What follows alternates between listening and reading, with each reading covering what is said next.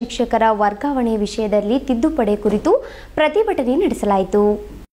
ಶಿಕ್ಷಕರ ವರ್ಗಾವಣೆ ಮಾರ್ಗಸೂಚಿಯಲ್ಲಿ ವಿಕಲಚೇತನ ಶಿಕ್ಷಕರಿಗೆ ಸೇವಾ ಅವಧಿಯಲ್ಲಿ ಕೇವಲ ಒಂದು ಬಾರಿ ಮಾತ್ರ ವರ್ಗಾವಣೆ ಹೊಂದಲು ಅವಕಾಶವಿದ್ದು, ಅದರಿಂದ ಅವರಿಗೆ ಒಂದು ಶಾಲೆಯಲ್ಲಿ ನಿಗದಿಪಡಿಸಿದ ಗರಿಷ್ಠ ವರ್ಷ ಪೂರೈಸಿದ ನಂತರ ಪುನಃ ಅವರಿಗೆ ವರ್ಗಾವಣೆ ಅವಕಾಶ ನೀಡಬೇಕು.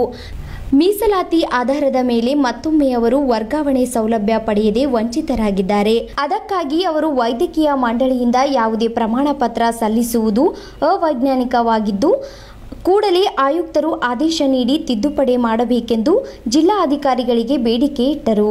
ಮನವಿ ಪತ್ರ ಸಲ್ಲಿಸಲು ಬಂದಿದ್ದೇವೆ. ಕಾರಣವೆಂದರೆ ನಮಗೆ 2020-21ನೇ ಸಾಲಿನಲ್ಲಿ ವರ್ಗಾವಣೆಯಲ್ಲಿ ಅದರಲ್ಲೂ ವಿಕಲಚೇತನ ಶಿಕ್ಷಕರಿಗೆ ಬಹಳ ತೊಂದರೆ ಮಾಡ್ತಿದ್ದಾರೆ. ದಿನಾಂಕ 1/8/2020 ನಂತರ ತ್ರಿಸದಸ್ಯ ಸದಸ್ಯ ಪೀಠದಿಂದ ಅಂಗವಿಕಲ ಕೃತಿ ಚಿಟ್ ತೊಗೊಂಬರ್ತಾರೆ. ಈ ಕೋವಿಡ್ ಸಮಯದಲ್ಲಿ ಆಸ್ಪತ್ರೆಗೆ ಹೋದಲ್ಲಿ ಭಾಳ ಸಮಸ್ಯೆ ಇದೆ ಸರ್. ಅಲ್ಲಿ ನಾವು ಮಾನ್ಯ ವಿಸರ್ಜನೆ ಸರ್ ಭೇಟಿಯಾದೆವು. ಈಗ ನಮ್ಗೆ ಕ್ಯಾಂಪ್ ಮಾಡೋದಾಗಲ್ಲ ಅಂತ ಹೇಳಿದ್ದಾರೆ ಸರ್. ನಾವೆಲ್ಲ ಅಂಗವಿಕಲ ಕೋಟದಲ್ಲಿ ಅಪಾಯಿಂಟ್ಮೆಂಟ್ ಆಗಿದ್ದೇವೆ ರೀ. ಅದನ್ನು ಒಳ್ಳೆ ಪ್ರತಿ ವರ್ಷ ವರ್ಗಾವಣೆ ಬಿಟ್ಟಾಗ ನಮಗೆ ಈ ಗುರುತಿನ ಚೀಟಿ ತೊಗೊಂಬಂತ ಹೇಳ್ತಾರೆ ಸರ್. ನಾವು GMPH ಅಪಾಯಿಂಟ್ಮೆಂಟ್ ಆಗಿದ್ದೆವು. ನಾವು ಮತ್ತು ಈಗ ಮಾರ್ಕ ಕಾಯಿಲೆಯವರಿಗೂ ಮತ್ತು ಅಂಗವಿಕಲರಿಗೂ ಎರಡು ಒಂದೇ ಕಾಲಮ್ನಲ್ಲಿ ನಮ್ಗೆ ಸೇರ್ಪಡೆ ಮಾಡಿ ಅವ್ರಿಗೆ ಯಾವ ರೀತಿ ನೋಡಿದ್ರೆ ನಮಗೆ ಅದೇ ರೀತಿ ನೋಡ್ತಾರೆ ಸರ್. ನಮಗೆ ಸರ್ಕಾರ ಘೋರ ಅನ್ಯಾಯ ಮಾಡ್ತಾರೆ ಸರ್. ಮತ್ತು ಒಂದು ಬಾರಿ ನಾವು ನಮ್ಮ ಅಂಗವಿಕಲ ಕೂಡದಲ್ಲಿ ಒಂದು ಬಾರಿ ಮಾತ್ರ ವರ್ಗಾವಣೆ ಹೊಂದಬೇಕಲ್ತಾರೆ ಸರ್. ನಾವು ಒಂದು ಬಾರಿ ವರ್ಗಾವಣೆ ಹೊಂದ ನಮ್ಮ ಅಂಗವಿಕಲ ಹೋಗ್ತಾರೆ ಸರ್.